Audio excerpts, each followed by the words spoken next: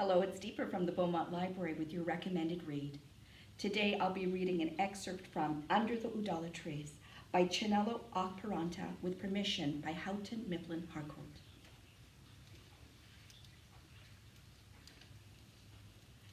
Midway between Old Avanui Road and New Avanui Road, in that general area bound by the village church and the primary school, and where Mary John Road drops off only to begin again, stood our house in Ojoto.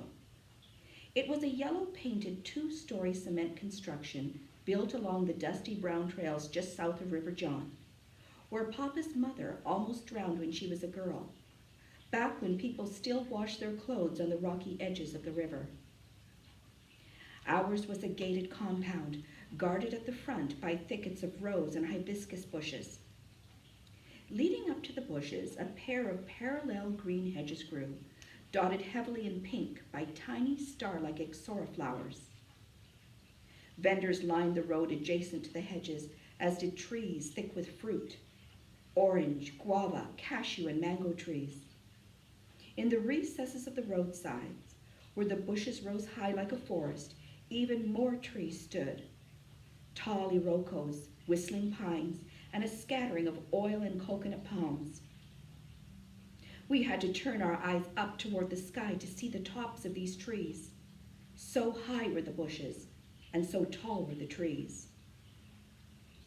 In the Harmattan, the Sahara winds arrived and stirred up the dust and clouded the air, and rendered the trees and bushes wobbly like a mirage, and made the sun a blurry ball in the sky. In the rainy season, the rains wheedled the wildness out of the dust, and everything took back its clarity and its shape. This was the normal cycle of things, the rainy season followed by the dry season, and the Harmattan folding itself within that dry. All the while goats bleated, dogs barked, hens and roosters scuttled up and down the roads, staying close to the compounds to which they belonged. Striped swordtails and monarchs, grass yellows and red tops, all the butterflies flitted leisurely from one flower to the next. As for us, we moved about in that unhurried way of the butterflies, as if the breeze was sweet, as if the sun on our skin was a caress, as if slow paces allowed for the savoring of both. This was the way things were before the war, our lives tamely moving forward. It was 1967 when the war barged in and installed itself all over the place.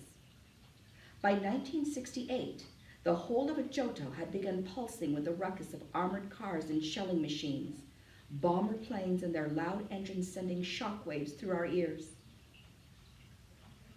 By 1968, our men had begun slinging guns across their shoulders and carrying axes and machetes, blades glistening in the sun.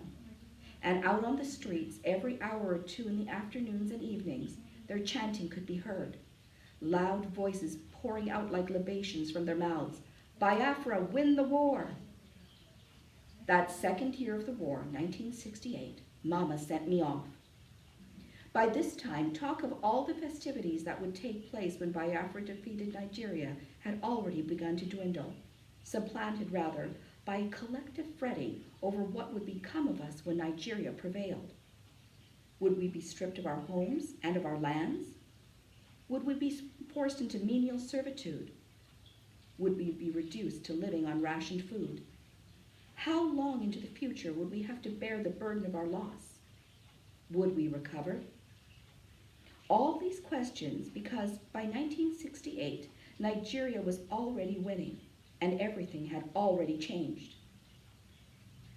But there were to be more changes. There is no way to tell the story of what happened with Amina without first telling the story of Mama sending me off. Likewise, there is no way to tell the story of Mama sending me off without also telling of Papa's refusal to go to the bunker. Without his refusal, the sending away might never have occurred. And if the sending away had not occurred, then I might never have met Amina. If I had not met Amina, who knows? There might be no story at all to tell. And that was an excerpt from Under the Udala Trees. I hope you check it out.